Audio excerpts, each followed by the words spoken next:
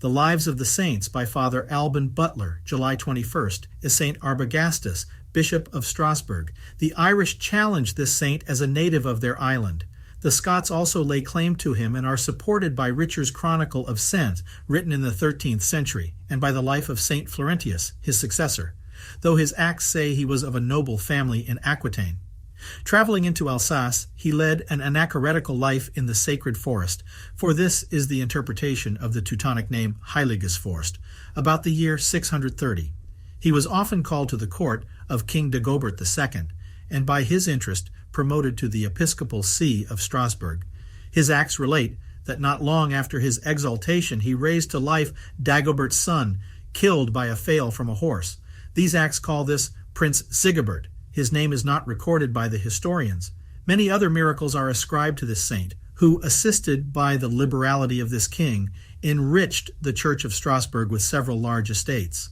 King Dagobert bestowed on it, for his sake, the manor and town of Ruffach, with an extensive country situated on both sides, the river Alsace, or El, together with the old royal palace of Eisenberg, residing himself at Kirkham, near Molsheim.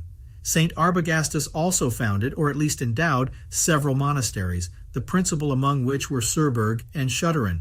Some say also Eberscheiminster, but the chief founder of this last was Duke Athico, the father of St. Odilia, by the direction of St. Deodatus, Bishop of Nevers. St. Arbogastus died, according to Bosch the Bollandist, in 678, the year before Dagobert offered the bishopric of Strasbourg to St. Wilfrid, who was then on his journey to Rome. Upon his declining that dignity, it was conferred on St. Florentius. All writers on St. Arbogastus's life mention that, in his last will, he ordered his body should be interred on the mountain which wagged the burial place of malefactors.